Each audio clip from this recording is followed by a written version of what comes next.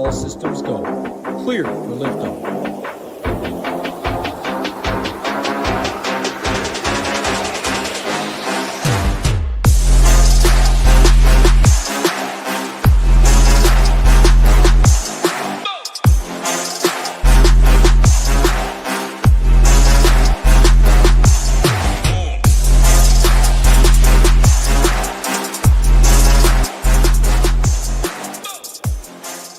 What is going on, golf fans? It's your boy GS Luke here with our round 3 live stream for the WM Phoenix Open. Gonna get you guys ready for all of your exposure tomorrow with any of your questions down there in the live chat. Look at the weather over there for moving day, as well as some strategy thoughts, also some lineup construction towards the end to go ahead and tie it all together. But hopefully you're having a fantastic Friday wherever you are, and hopefully your exposure this week is treating you nicely as well. As we got Alan down there nice and early into the live stream. He said, thank you. Appreciate that, of course, over there, Alan. And of course, what's going on? Go Cullet. Same thing with Jay Sizzle, who says, thank you for the underdog cash. Of course, was glad to be able to go out there and grind out some ROI. Let's run it back over here for the next round. What's going on, Steven? What's going on, Zach? And you came to the right place if you're looking for some showdown thoughts. So we'll try and get you out of that rough little rut that you're in, Zach. So just let me know any questions or any process-based tips that you want down there. What's going on, Russ? What's going on, Michael in DePeach? Hopefully you're having a fantastic day. Let's talk some golf over here for tomorrow. And in round number 2, the scoring got a whole lot easier. And my main theory for that is I think that they watered the greens in between rounds. Round 1, it only played to about 0.14 under. And early on in the day, it actually played over par during the morning wave. But as the day went on, the scoring got absolutely nuclear out there. So your late morning starters were probably the best tee times to go out there and attack. But even your PM wave, if we split this by AM, PM, played a little bit easier than what you had there in the morning. So those low temperatures that we've had for the first few days were definitely a little bit of a factor out there. But scoring in general was a whole lot easier, I think, because of the receptiveness of the greens. I didn't hear anyone confirm whether they watered the greens or not, but they looked a whole lot more receptive. Rather than having like your 7-8 irons ricochet off the green, they were getting them to pretty much stop in place, which makes all the difference around this kind of golf course. I think the main reason for that was likely due to pace of play, to try and get as much of round 2 done in by the end of the day as possible, as opposed to making an absolute grind fest. But now that they're going to have the cut line, it'll be around 78, 79 players that are making it to the weekend. They can ramp up the difficulty. They don't have to take it as easy on these players, is they don't have 132 players to get around this course. It's worth noting that because it's going to be like 78, 79 guys that make the weekend, just to show you why, look at this, it's T78 right now. You do have Nick Hardy who could chip in on his final hole. I think he's waiting until tomorrow morning to go out there and finish out. That could make it 79 players that are making it to the weekend, but this all but ensures that it's going to be threesomes off of both tees. Anytime you have over like 70 players making it to the weekend, they have a really hard time finishing. Even if it's like the long time of the year when we have the longest days like we have in summer, this time of year, it's even more of a pressing issue. So when we take a look at this weather forecast, the main thing to, I guess, keep in mind when we go through it is that it's going to be threesomes off of both tees. That means that the middle of the leaderboard are going to be your first few groups off, and it doesn't look like there's going to be a massive weather edge tomorrow. Because they have a little bit of play to wrap up in the morning, they're not starting until 9, 10 a.m. local time. So I think even your earliest tee times will be starting when the temperatures are up, and the wind gusts, they don't kick up really at all. They go from maybe 5-7 miles an hour for a majority of the morning to closer to 9-10 miles an hour in the afternoon. Pretty much the same forecast that we had for round 2. And today, it actually played a little bit easier during the PM hour. So it's not going to be the same kind of wave situation that we had for days 1 and 2. It's going to be the threesomes, as I mentioned before. And I don't think that there's going to really be a weather edge to lean into. Now, tomorrow morning, if we wake up, we check out this HRRR model that we're going through right now, and it looks a little bit more spicy in the afternoon. Just like I gave you guys that disclaimer yesterday, you might want to be prepared to adjust your lineups in the morning. But at least as of right now in the forecast that we have available, doesn't seem like it's going to be a massive part of my process. Just for completion's sake, let's go through the rest of the models on here. NAM looks pretty flat the entire day. Medio Blue, same thing with this Icon model as well. So unless we see a drastic change over here on these weather models, it's going to be a day to more so play ownership out there in those large field GPPs, and then to try and craft a player pool. behind your process, whether that's going after some ball striking guys, trying to find some putting regression candidates, some round 3 historical players like you can find over there on the stone. All of that going to help you a ton over here with your process. So we're going to go through some of the shots gained metrics next, try and find some potential diamonds in the rough over there in our exposure. And over here on the stone, as I just mentioned, going to be really valuable out there for moving day. These moving day players that are really aggressive on Saturdays that have the really good round 3 historical, you're going to want to take a look at some of those players in your pool. And this is the round 2 stone that I have up. Of course, I can't give you the one out there for tomorrow, but it'll be updated with the round 3 historical. You can have the True Approach Delta to go out there and use with players. Also the putting series over there on the right. Make sure to use all of this in combination with the shots gained metrics that we talk about here in the next 10 or so minutes together. Where we leave off, what's going on? Max was winning 10K for a bit this afternoon and then settled for $40. That sounds like a good DFS slate to me. It's a common theme if you've been playing for a while. What's going on, Derek? Hey, Luke. Hope your lineups are doing well. Yours are terrible. Mine are doing pretty well, Derek. So I hate to hear that for you, but that's what Showdown's for. So you have 2 more slates to work with out there this afternoon, or this weekend, I should say. What's going on, Michael? Scotty time. Yeah, he's having a hell of a week so far. I played him 67% in main slate, played him 67% today. Not really helping or hurting my lineups all that much, but it's nice to have that exposure, that's for sure. Is there a player that I would live bet to win right now? Derek, come by my betting live stream a little bit later on, and I'll have an answer for you, but this is DFS right now. Ross says, was really rooting for my boy Luke. Luke, see what you did there. Gave it a hell of a run at the end. Yeah, dude, Luke Clan's an absolute baller. Nothing but nice things to say about the kid. You guys know I'm pretty close with him if you've been following my content. He did everything he could. He had that little rough stretch during the middle of the round. I thought he didn't even have a chance by the time he got to hole number 10. So the fact he went out there and made those 4 birdies in those 8 holes just shows you the kind of player and kind of person that he is. So he's a grinder. When he makes it to the PGA Tour, which is going to be awfully soon out there, he's not the kind of guy who's going to give up on your money, which if you're somebody that's playing for high stakes, playing single entries, that sort of thing, that's kind of guys that I like to build around, guys that I know aren't going to bitch quit over the weekend. Aside from approach, any particular aspect of play that I'm either rising or lowering in importance. So I would say that approach play has proven to be extremely important. I'm not really changing much, though. Really, my read on the golf course hasn't changed as the week has gone on. I knew it was going to be firm ahead of time. Right, today it was a little bit less firm, but over the weekend, you're going to see it firm up even more. And when you have those really hard to hit green complexes, it makes driving accuracy pretty important. And then it makes that second shot of the utmost importance as well. So that's why I say it becomes even more of a second shot golf course. Bad day to be Luke today. Turn around that clan look for us. Yeah, I'm right there with you, Scooter. I took him outright this week too. I took the dip on him, but I'll be right back to the well on my boy Luke. He's, like I said, he's a stud. Nothing but nice things to say about the kid. Scheffler's an absolute stud, that's for sure. Glover cost you a 6 of 6. Yeah, he was donkey chalk this week, so I wasn't there myself. But unfortunate to hear. That's why he got Showdown the next few days. Alan says, now that Scotty is appropriate 13K, yeah, dude, it's crazy. He's super expensive now. I have the ownership a hair lower than what you had for your main slate. Also, even a hair lower than I had him for my round 2 ownership projection. He still has to have a nuclear round. He's still got to go out there, probably shoot -6, -7, but it's a little bit tougher from the lineup construction. So we'll talk about that a little bit more when we're actually building a few lineups here in a few minutes. But the ownership's going to be lower, though. That's the other side of it. Is sure, he has to do more to get there, but the game theory is going to be easier to get to as well because he's not going to be like 60, 70% owned in single entries. Some single entries today, I saw him closer to 30, 35% ownership out there in some contests. When he's only like 25, 30% owned, you might get that in a few cases tomorrow. Then maybe it's worth taking him at 13K. You kind of have to, play it with a little bit of feel, I would say. It's not the same for every contest. Like large field GPPs, he'll still get some ownership. Higher dollar stuff, I'm not sure he's going to be as highly owned just because of that price tag. Only played 1 lineup for Classic. That's going to cost you. Yeah, if you're only playing 1 lineup, it's a tough scene. 6 of 6 percentage, by the way, was only 5%. So yeah, if you're in a single entry, you're probably okay. If you have a 5 of 6 out there, you're doing a lot better than most lineups are. That's for sure.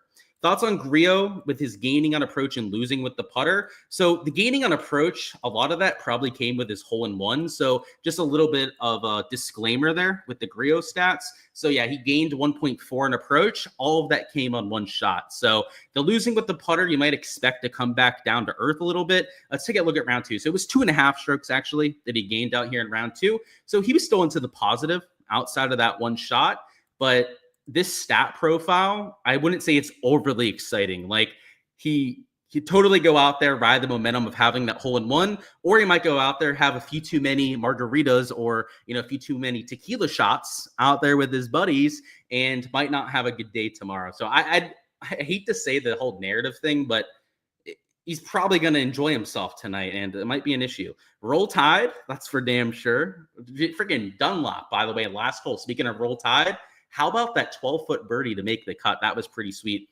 Why do I always say I'm doing so well in DFS and you've never seen me on the leaderboard? I'd be more than glad to show you my P&L, dude. I play a lot of single entries. I play a lot of cash lineups and the big $5 GPPs. So maybe you're not playing in the same contest as I am, but I can share my P&L. I'm able to do that. I'm willing to do that. I've done it plenty of times before. You're just some random commenter in a YouTube chat. So I don't really give a rat's ass what you have to say. What's going on, Ross? How far is Copperhead for where I'm at? About a 2.5-hour drive, actually probably closer to 3 hours, maybe 3.5 hours. It's not super far away, but it's far enough away to where I have to stay in Tampa to go to the event, right? I'm not going to drive back and forth 3.5 hours either way. So it's just far enough to be annoying, but it's just close enough that I end up going almost every single year. Forgot about the hole-in-one. Yeah, that was a big part of that. Grillo's gains on approach are similar to what Seamus lost with the disaster on 18. Yeah, good point. There's a lot of variance when it comes to that kind of stuff. Yeah, I'm going to ignore the troll. Don't worry. I'm used to it. I've been doing this for a long time. I usually just, kind of set him straight because what he was saying, that troll, he's completely baseless with that. Like, I play every single slate. I'm sure a lot of you have seen me on leaderboards plenty of times, right? What's going on, Derek? How do I get the SHIPIT Nation logo on your profile? So they have them in the Discord channel. I've seen them over there. I'm not 100% versed on that, so I'm probably not the best person to ask. But I believe there's a channel on the left side on the Discord that you can select and download a bunch of different logos. So I think that's what you do. But don't take my word on that. Make sure to check out other people in chat. Luke just destroyed that troll, and look how he hasn't responded. By the way, I didn't ban him, right? You can still see his comment up there. Let's see if he comes back down into chat. That'd be nice.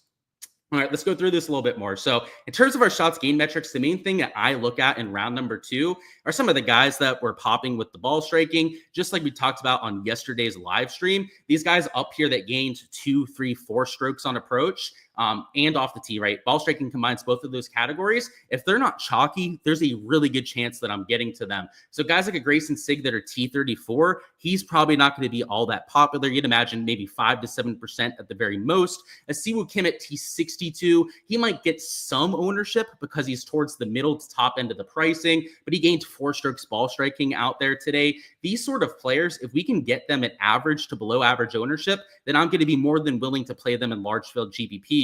A lot of these kind of players also didn't really kill it with the putter. Grayson Sig was into the positive, just over a stroke gained in that category. But Siwoo Kim over here, you can see, lost nearly a stroke over there with his putter today. So if he goes out there and he's even half of what he was with the ball striking, let's say he gains 2.5 strokes to the field, which, by the way, for Siwoo Kim is a little bit over his baseline, but it's not out of the realm of possibility for a top-level ball striker like Siwoo Kim can be. If he goes out there and he's even a neutral putter, that's still a solid round. It might not be a nuclear optimal performance sort of round. What you need for that is him to gain 1 or 2 strokes with the putter, which isn't always something you can count on from really anyone on the PGA Tour. 1, 2 strokes gained into the positive is elite tier stuff. Denny McCarthy only averages like 0.5 to 0.6 shots gained per round. But if he can do so, that's how you get up to that -6, -7 rounds. So today, without the putter, he was able to shoot -5, mostly because of how good those irons and off the tee play were. But these kind of players in general are the guys that I'm considering first out there in my player pool. Now, it's not my entire player pool, as I mentioned yesterday, but this is a good starting point for what I do in a lot of my lineups. On the flip side, guys that really struggled over there with the ball striking mostly missed the cut. So you're not going to have to worry about it in most cases. But like a Carson Young here, he's T62. He's just going to make the cut on the number. That raises a bit of a red flag if you're going to go out there and look at him in lineups. Now, if you're in the large field GPP, you're seeing super low ownership on a Carson Young. Let's say you're looking at like 3 to 4% ownership or lower out there in contests. Then you might want to consider him on a large field GPP as a flyer play, just to go out there and get different to the field. But outside of that, I'm not really using these guys that struggled a whole bunch with their ball striking. If it was struggles around the green with the putter, I'm more willing to let that go, give them a little bit of leeway. But at the same time, when it's the ball striking and the off the tee play, it's harder to give that same kind of pass because that's the more consistent part of golf from day to day. A few other guys that struggled with their ball striking, a Jake Knapp didn't have the best performance. He's usually a lot better than that, though, so I wouldn't say that it's out of the realm of possibility for him to go out there and turn it around, but definitely didn't have his fastball in round number 2. Wyndham Clark struggled after his nuclear round number 1. If you're looking for a bounce back candidate, I think that he's squarely in play as well. You can see it wasn't just the ball striking today where he lost over 2 strokes. He also lost nearly 2 strokes with the flat stick. So, these guys like Wyndham, a Jake Knapp, that sort of thing, just like I mentioned with the Carson Young, they're usable in lineups for round 3, but I think in the right sort of contest, whether it's the big $5, big $25. I'm not sure if they have the $5 for tomorrow. They posted one super late last night. That's the contest that I got in, by the way, at about 9,500 entries. It was a 150 max $5. I'm hoping we can get that for tomorrow. If they post one of those, I'll max enter it again.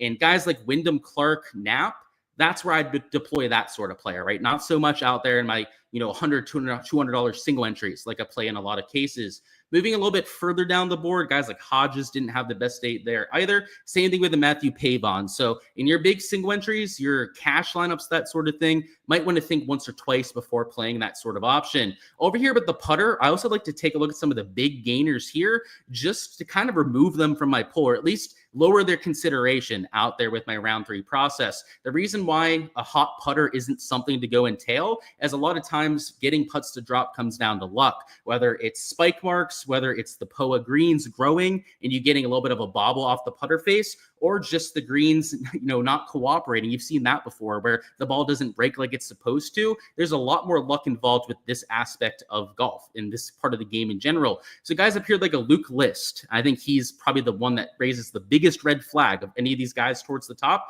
A Luke List gaining 3 strokes with a putter is not sustainable at all. He's one of the worst putters that we have in this field. He was okay from tee to green, but it feels like he's due for a lot of negative regression out there tomorrow. A Carson Young here at $6,200. He lost nearly 3 strokes out there on approach, but then also gained 3 strokes out there with the putter. This is a massive red flag because Carson Young's normally a lot better out there on approach, right? We mentioned of maybe bouncing back there, but he's not the best putter. He's extremely inconsistent in that category. So these players in general are all raising red flags, but especially when it's a guy like Cam Young. He's another example of a more shoddy, sketchy putter who went out there and had a really good day. You'd have to think that these players are going to come back down to earth sooner rather than later. You can extend that to players like a Max Homa. He missed the cut, so don't have to worry about him for tomorrow. But a Thomas Dietrich, Adam Hadwin with his super low round, all guys that were greatly benefited by how they putted today. On the flip side, so on the other end of that spectrum,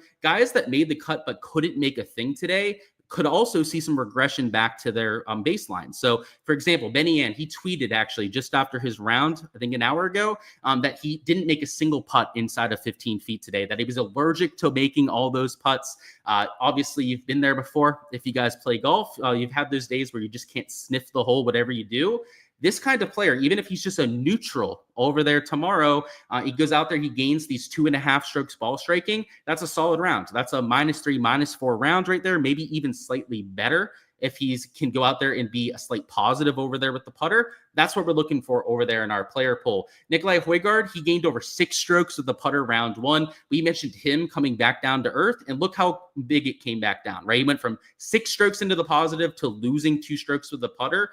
That's what you see a bunch out there on tour. Whereas the guys that were really good on approach in round number 1, you're going to see a lot more of those guys towards the top end of the round 2 stats than you are over here with the flat stick. Around the green, we can treat the same way. Guys that gained a whole bunch of strokes around the green, you might want to raise a little bit of a red flag on. So a Peter Malnati, a Grazerman, who he also putted the ball a lot better today. And Grazerman, we've been waiting for that putting regression for quite some time. Today, he went out there and gained just under a stroke out there with the putter.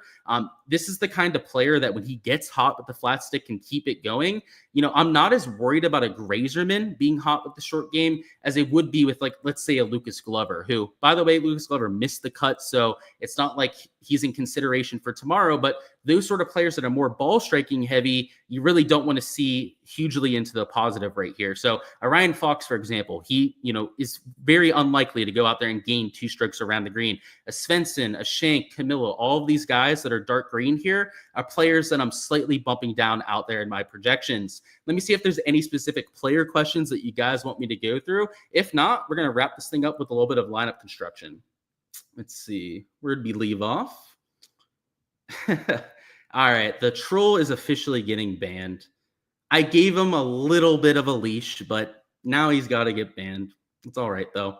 I'm right about the logo. It's good to know. Yeah, Luke's doing just fine, man. Yeah, I know. We'll let him go on his own, though. Don't worry. How do I view round 1 versus round 2 ball striking? So I would say round 1, you just treat a little bit like less important than round 2. Round 2 should be your priority because it is the most recent sample size. But I don't look at round 1 on its own. I more so incorporate the stuff from Thursday when I'm looking at full event stats. So I'll look at round 2 stats first and foremost. That's the main part of my process over there for round 3. But I also incorporate the stats over days 1 and 2. So it's not like I'm isolating round number 1, but it is a part of my process when you look at it that way, if that makes sense. Let's see. And then the other question, he said, other way, if they had like a bad round 1 and then a good round 2, are they going to continue? So it's hard to say with that. And like the other way around as well. Like if they had a good round 1 and then fell fat on their face the day after, like there's a lot of variance in golf. Like it's not the kind of sport where you're going to see a lot of trends where you just kind of know whether they're going to bounce back or not. It depends on how they did it. If they were the kind of guy who had a poor round, but it was because they lost like 4 strokes with the short game, then yeah, they probably do have a really good chance to rebound. Whereas if they were somebody that had a really shitty day, but they lost, let's say like 5 strokes on approach, then that's the kind of player that might continue to play shitty the next few days. So it kind of depends on why, Andrew, but hopefully it gives you some insight. You have to go to the site and it'll give you a place to go. There you go for the Discord. Think you'll see any steam on Minwoo Lee. I have his ownership around like 10%. I haven't finalized my projections quite yet, slates, but I'm looking at about 10% on Minwoo. So I wouldn't say he's getting steamed all that much, but he is a hair higher owned than what I had for round 2 showdown. So maybe a little bit. People love the chef, that's for damn sure. And how couldn't you love him, right? He's a real good guy and heck of a golfer. Thoughts on Davis Thompson? So we'll do a little deep dive here together. So Davis Thompson in round number 2 gained a bunch with the ball striking and then lost 2 strokes with the putter. I haven't put together my player pool yet, but I can tell you for a fact that I will be playing Davis Thompson. This is the exact kind of stat profile that we're looking for. We pointed out his ball striking towards the beginning of the stream, but you can see he's due for some putting regression as well. So he's not the best putter that we have out there on tour, a little bit inconsistent when it comes to that category. But if he can even be a neutral, I mean, that'd be massive. He could shoot something like -5, -6 with a neutral putter, let alone if he finds some magic beans and makes a few putts. Wyndham had a good interview on ESPN after his round. He was working on his chipping. It's good to know that he was out there grinding and all of that. So good stuff. Lee Hodges was so bad, you almost have to consider positive regression across the board. Let's take a look. And by the way, with Wyndham, just to go back to that, just so I don't lose my thought there, I think he's going to rebound. Especially, I didn't see that interview. I didn't know he was grinding on the range like that. That's great to know. I mean, he had that round 1. He showed us all the potential at this golf course, and he's a local guy as well. But let's take a look at this Lee Hodges stat profile. So round 2, yeah, he lost across all 4 stat categories. Yeah, like this is the perfect or he could candidate. You don't play him in cash. You don't play him in single entry, anything high dollar. But if you're talking about one of those really big GPPs, then you play somebody like Lee Hodges at low ownership. So kind of know what you're getting yourself into. It's a high risk, high reward player that if you get right, no one else is going to have. So it's really useful in those large field contests. Spieth also looked like he's back. Yeah, so I knew we were going to get a few people that mentioned my guy Jordan. I love to see it, but I mean, it's worked so far, right? I've just said he's looked great, but let's see it happen one more round. I'm just going to continue to say the same thing, because if he keeps going out there and doing it, he might just win this thing. So, which, by the way, it'd be the only time he'd won and I hadn't bet him. So we're live betting him if he's in contention on Sunday, that's for sure. Yeah, Benny did not crush it, but he still shot under par. Yeah, I think he's also got a good bounce back in him. If he just makes a few more putts. You're like in Thor Bjornsson. Hopefully you spelt that right. Yeah, you did. Good job on that. Not an easy one to go out there and spell. Absolute stud ball striker, though. Hardly went out there and made the cut. He's got to go out there and make birdies to move up that leaderboard, so I like it. Keith Mitchell playing well, but not nuking in terms of his approach. Looks juicy. So he was also mega chalky in some of the higher dollar single entries today. Big $100. He was like 25% owned, which I didn't really get. I know his round one stats were really good. Gained out there with his ball striking. Round two did the same thing. So the one thing I'll say about Keith Mitchell, starting at T7, it's already going to give him a lot of ownership right there. But I think with the ball striking stats, you take a look at the entire event. He's gained 2.5 strokes off the tee, over 3 strokes on approach.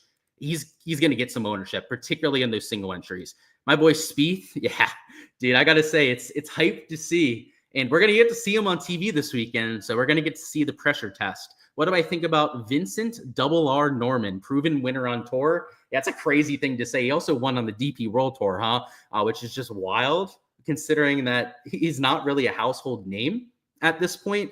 But I think that his stat profile kind of tells us everything we need to. He's a ball striker at heart. You can see over the first few days, that's exactly how he's carried his game, gaining off the tee, gaining over there on approach as well. And the issue for Norman is that he went into a little bit of a cold stretch the last 3-4 months. So you can see that right there. Look at all those missed cuts. Look at that withdrawal. His ball striking was utter crap. He was losing all over the place. A whole lot of dark red you can see there. But if he can get back to being the ball striking Vincent Norman, which you saw at the American Express with that T29, you kind of saw it at the Farmers. He was really good off the tee. It should have been a lot better on approach if he wanted to contend there. But this week, he's got the approach working. So I don't know. It's a good sign to come, because he's a high upside, high pedigree player when he's playing good golf. When he's playing terrible golf, run the other way, because you don't want anything to do with Vincent Norman. But when he's playing like this,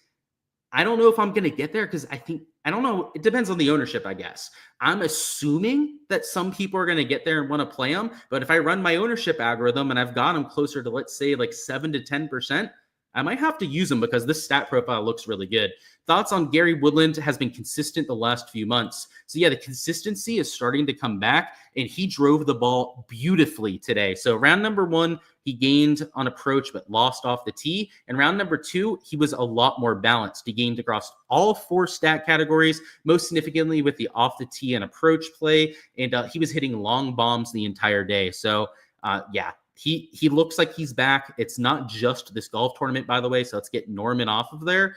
As you mentioned in your comment there, it's been consistent for the last few months. It's been a lot of gains over there with the off the tee and approach play. So yeah, I think that he's squarely in play. Let's see. Any thoughts on Montgomery on his gaining with approach?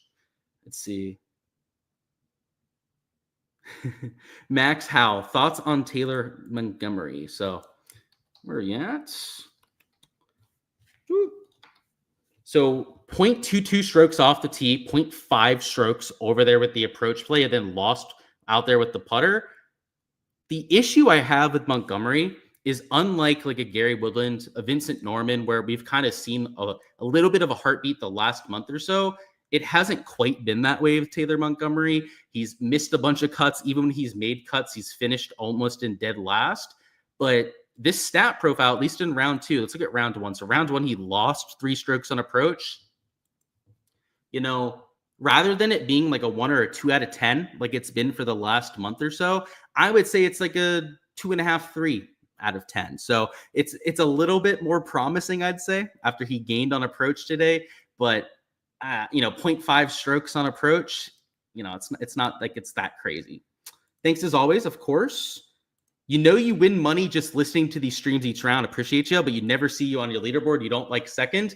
Yeah, so if you're in some of the smaller dollar contests, I don't even bother playing those. Maybe that's why I don't see you there, but it's probably a good thing for you that you're not in my same contest. So that's funny. $8,200 Spieth screams Mega Chalk.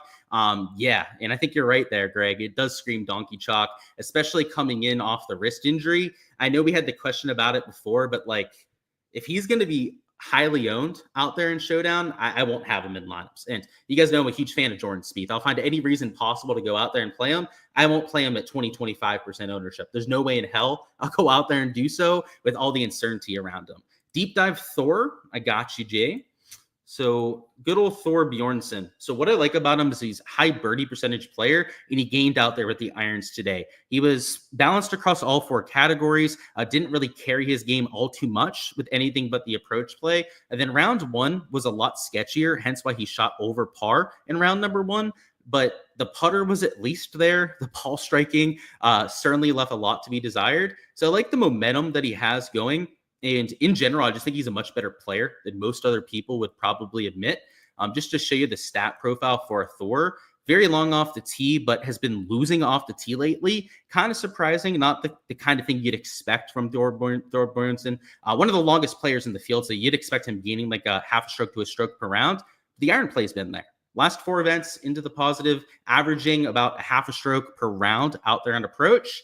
He goes out there and he can gain with the putter like he did in round number one again, get back to the irons that we're used to seeing.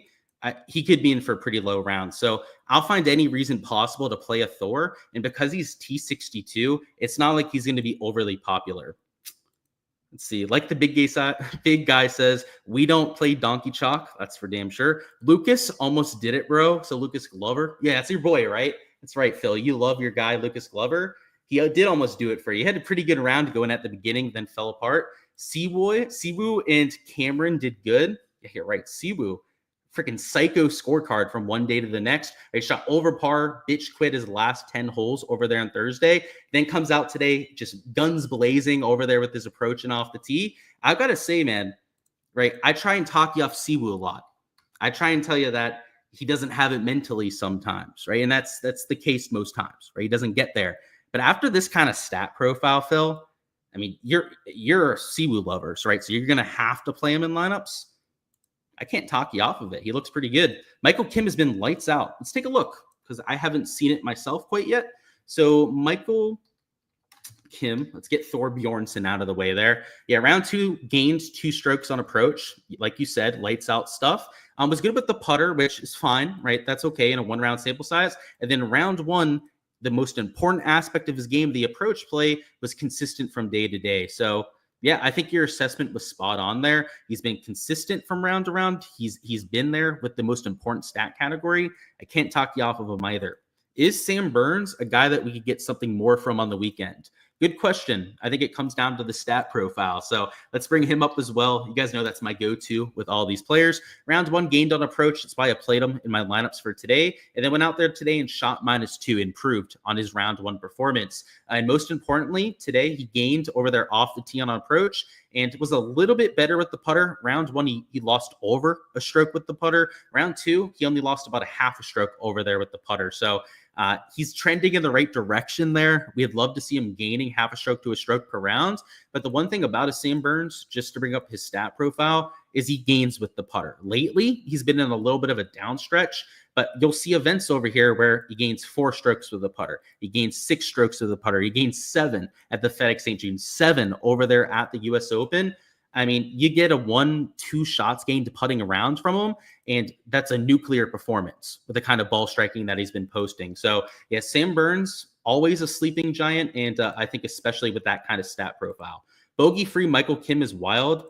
Yeah, the one thing with the Michael Kim, just to go back to it, because he's played so well and he's T2, he's going to be chalk out there in your lineup. So you're going to have to consider that out there with your builds. Which, speaking of, it's the perfect segue over there to our lineup construction segment, where we're going to have to think about ownership out there in our builds. So for the sake of this lineup, we're going to build a large field GPP lineup here just so that we can focus on the ownership a little bit more. So we're really going to dive into the weeds, make sure we're not duplicating ourselves. Also make sure that we have the leverage to move up in those contests. And I guess we started with Scheffler yesterday. We're not going to start with him this time around, but we're going to start with guys towards the top end of the board that I think are going to be relatively chalky in lineup. So we're going to go a Justin Thomas, then we're going to go a Tom Kim as our second man in. So we're going to be pretty aggressive with our salary towards the top. And what I can tell you about a Tom Kim, they're going to be in the top 5 highest owned players on the slate. So, Scheffler is going to be a step up in terms of the ownership compared to those two players. These two are probably going to be closer to 25% projected owned over there in my projections tonight. But if you start with two 25% owned players, you've got to start to think about ownership with the rest of your lineup. So in the sake of this lineup, because it is for the large field GBP, we want at least 2 pivots out there in our build, if not 3, because we're starting with a pretty chalky core towards the top. And just to take one more kind of chalky player, just to kind of make sure that we have to take those 3 pivots. The point of this is to show you that even if you like some guys that are a little bit popular towards the top, it's not the end of the world. But if you are willing to take a pivot up here towards the top, it's going to give you a lot more flexibility towards the bottom. So I'll show you what that looks like here in a second. But in terms of the chalkier start, let's go ahead and throw in a Nick Taylor here in the 8K range. So that puts us at 7,200 for our last 3 spots. And we've got a couple 25%ers in the top 2. And Nick Taylor is going to be close to that about 15% ownership range out there in my projections. Our last 3 spots, you're going to want sub 5 to 7% ownership. So we mentioned a Davis Thompson as a potential play, but I think he's going to get a little bit of steam. So I don't know if he's the best option to play here if we're really looking to get different to the field. So I know Lee Hodges had the super ugly round 2, right? He lost across all 4 stat categories. In this kind of lineup, though, in the big 5 or big $25 GPP, if you want to start with a really chalky core towards the top, you kind of got to take guys like Lee Hodges. You don't have all the leeway to go and take somebody that's like -6, -7 and going to be a little bit more popular. Our next player here, we also have to consider the ownership on. So rather than going to a more popular option like a Gary Woodland, who we mentioned looks really good from the stat perspective, like we'd love to get to him in a few lineups, I don't know if we can afford to. Would we start with those 3 chalky guys towards the top? So that's where maybe you get to a Nick Dunlap. For the sake of these live streams, we can't go through an entire build as that's against the DraftKings terms of service, but you can already see with those 2 pivots that we played, and we're going to have to take another pivot for our last minute if you're rounding out this lineup, that it forces us off a few plays like Woodland, a few of those mid 7K guys that look really good, that are a little bit higher owned, that you just can't afford to take if you're taking that chalk up top. So to circle back and show you where starting with some pivots can be helpful. If you want to play a Gary Woodland that might be a little bit more popular, that's where you maybe drop down from a Tom Kim that's 25% owned. There's something like Sam Burns that's closer to 15% owned. Rather than taking the chalky 8K range player, maybe that's where you try and get a little bit different with it and go to a Grazerman there at T52. So, you start with some lower owned players towards the top. Then rather than taking a Lee Hodges, that's where you can perhaps go out there and play a Gary Woodland. So let me find him there. He's $7,000. And then for your last man in, because you have a 25%er in JT shirt, like Sam Burns is still 15%. Because you've got a sub 7%er, sub 10%er in a Gary Woodland, you've got a sub 5% owned Nick Dunlap in most cases.